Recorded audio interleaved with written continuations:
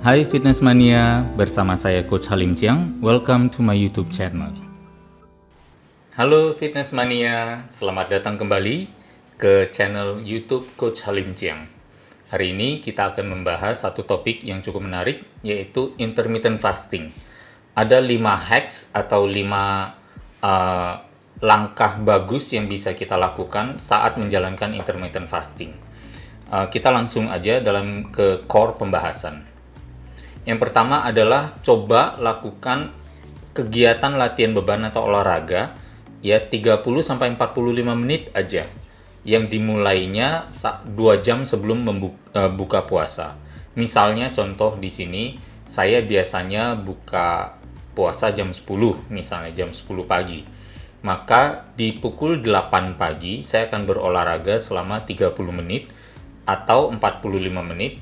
Jadi workoutnya dari jam 8 sampai jam 8.45. Kemudian saya dari jam 8.45 sampai jam 10, saya masih sedikit puasa untuk mendapatkan momen autofagi yang dicari memang di saat kita sedang berpuasa itu. Karena autofagi adalah salah satu manfaat kesehatan dari intermittent fasting yang memang sangat dicari-cari atau ditunggu-tunggu. Jadi misalnya, saya akan menjelaskan begini.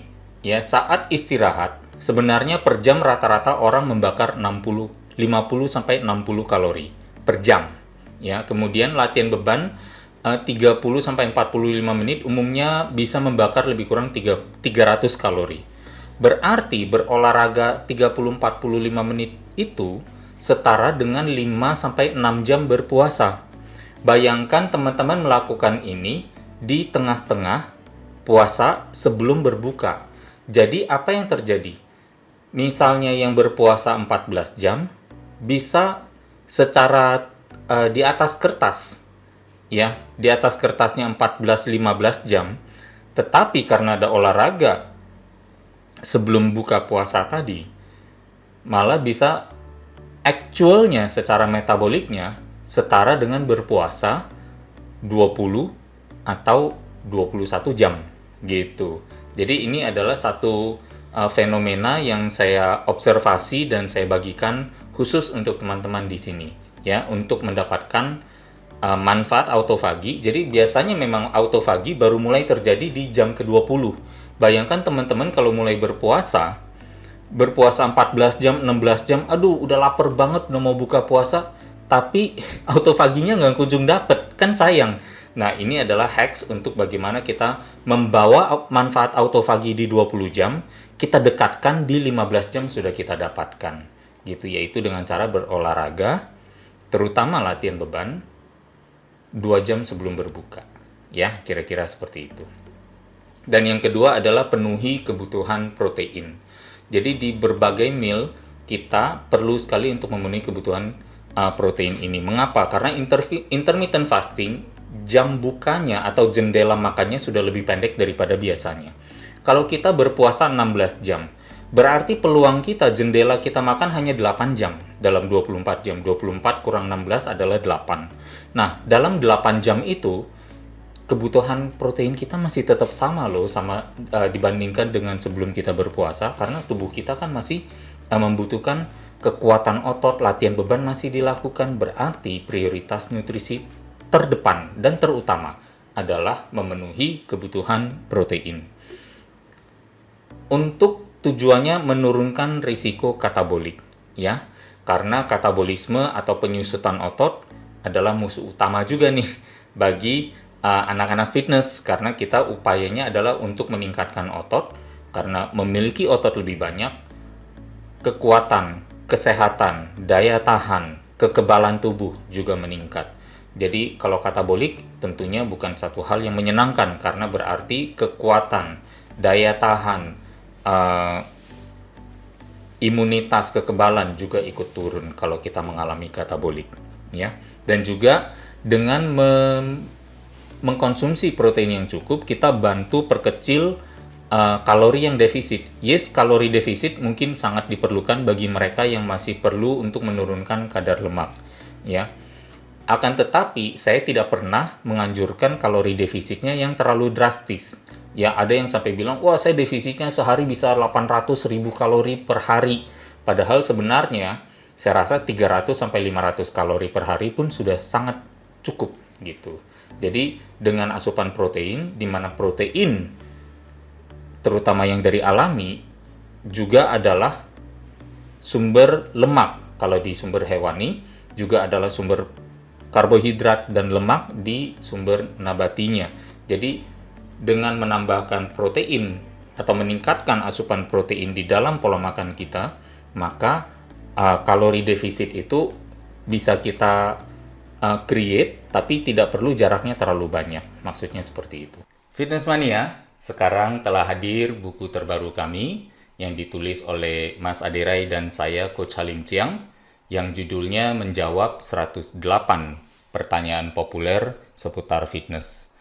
Apa saja contohnya? Seperti saya sudah pasang ring, apakah saya masih bisa berolahraga? Apa itu intermittent fasting? Kapan sebenarnya lebih baik berolahraga aerobik atau latihan beban?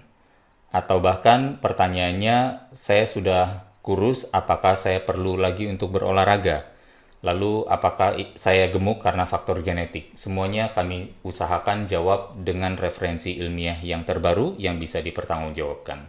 Dapatkan bukunya dengan memesan di nomor WhatsApp yang tertera di layar ini atau di geraibinaraga.net di berbagai marketplace maupun di Instagram aderai_self-defense.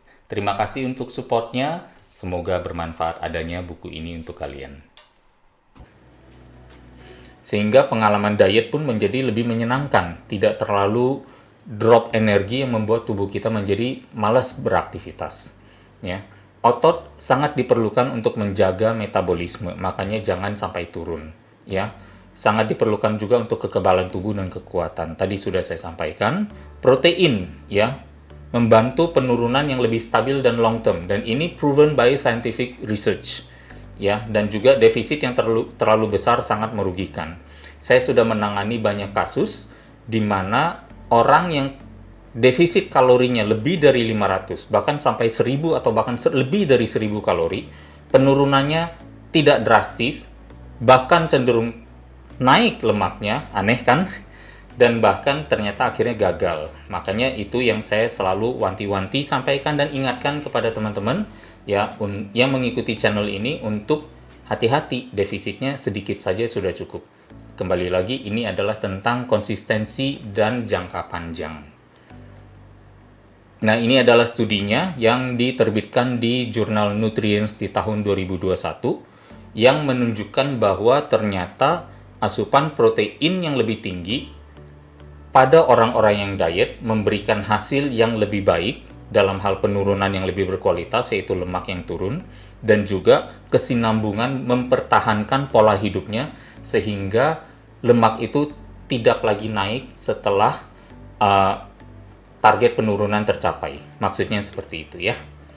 Dan yang ketiga ya, hacks-nya adalah lebih awal memulai puasa. Biasanya akan lebih baik lebih awal memulai tidur. Ya, hal ini membantu mencegah yang namanya night eating syndrome, di mana kita waktu malam kadang mulai lapar lagi karena begadang kelamaan. Ya, akhirnya jalan lagi ke kulkas, buka pintu kulkasnya untuk mencari makanan apa lagi yang bisa dimakan. Ya, saya melakukan intermittent fasting sudah 3,5 tahun dan juga kadang masih terkena hal-hal seperti itu. Ya, makanya saya menentukan membuat supaya intermittent fasting. Dengan menjalankan intermittent fasting, saya mendisiplinkan diri saya untuk tidur lebih awal. Ya, jadi ini juga merupakan satu tambahan yang baik. Karena apa? Banyak dari kita disiplin olahraga, disiplin intermittent fasting, jadwal semua bagus. Tapi jarang dari kita yang disiplin kalau udah jam tidur, udah jam bangun, bangun. Ya, disiplin tidur itu yang kadang belum kita miliki, termasuk saya juga kadang melanggar peraturan itu sendiri ya. Jadi alangkah baiknya kalau ternyata kita juga membangun disiplin tidur itu. Yang keempat, hacks-nya adalah whole food is key. Kalau bisa, sebisa mungkin melakukan intermittent fasting itu paling cocok dengan makanan utuh dari alam ya. bukan makanan-makanan olahan yang sudah jauh bentuknya dari bentuk asli waktu, kalau hewani waktu disembelih, kalau waktu nabati berarti waktu dipanen gitu ya. Jadi sebisa mungkin masih merupakan bahan alaminya. Misalnya kalau mau makan gandum atau oats, ya oatsnya, bukan tepung gandumnya gitu. Bukan tepung gandum yang sudah jadi kriuk-kriuk sereal gitu ya, yang sudah berubah wujud sampai berarti sudah mengalami pemrosesan yang panjang. Kalau mau makan buah, ya makan saja buahnya, bukan jusnya. Apalagi jus yang sudah dikotak, yang sudah ditambahkan pewarna dan pengharum dan bahkan pemanis untuk disamaratakan atau diseragamkan rasanya. Maksudnya seperti itu. Jadi kurangi, batasi, atau kalau bisa hindari makanan yang diproses. Atau misalnya contohnya ya, daging sapi sebenarnya adalah sumber makanan atau sumber protein yang cukup bagus dan sehat. Yang ada kita bukan memilih daging sapinya, yang kita makan adalah apa? Mungkin di sosis misalnya, yang sudah berubah bentuk atau bahkan menjadi bakso ya. Padahal waktu disembelih kan bentuknya bukan bakso, bentuknya daging utuh gitu. Nah, maksudnya seperti itu. Jadi whole food is key. Saya merasakan sendiri waktu menjalankan intermittent fasting dengan whole food, keberhasilan saya menjadi lebih optimal dan lebih cepat lagi. Dan hacks yang kelima yang terakhir adalah jangan takut sama lemak dari protein. Nah, karena peningkatan asupan protein itu penting, dan protein biasa kalau meningkat, yang terbawa di dalamnya, yang terkandung di dalamnya juga adalah lemak, maka lemak juga pasti akan meningkat. Asal satu, bukan lemak yang ditambahkan dari saat memasak. Misalnya menuang minyak yang banyak, menambahkan margarin atau butter juga, meskipun butter juga cukup sehat, tapi kita tidak harus serta-merta menambahkan kalau memang di proteinnya sudah banyak lemak, gitu ya. Jadi yang terkandung dari sananya bagus, yang bukan dari tambahan saat memasak ya. Hati-hati juga dengan tambahan saat memasak itu ya. Karena kadang ada yang merasa, oh ya saya kan di intermittent fasting, jendela makan saya udah pendek. Jadi katanya menurut ada pakar yang tertentu mengatakan boleh makan apa aja. Jadi apa aja saya goreng karena makanan favorit saya gorengan. Saya tentu tidak akan menganjurkan seperti itu. Tapi saya meng-acknowledge bahwa peningkatan lemak pasti akan terjadi, peningkatan asupan lemak maksudnya. Pasti akan terjadi kalau kita meningkatkan juga asupan protein kita, terutama protein dari yang tadi apa?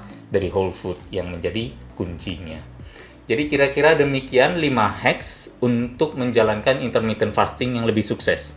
Ya, semoga teman-teman bisa mendapatkan manfaatnya dan mencoba menjalankannya, dan let me know kira-kira hasilnya seperti apa di tubuh Anda. Akan sangat menarik untuk saya ketahui juga karena saya sudah mengalaminya dan sekarang saya sharingkan kepada teman-teman di sini. Terima kasih sudah menyimak sampai saat ini, sampai momen ini. Kita bertemu lagi di kesempatan yang berikutnya.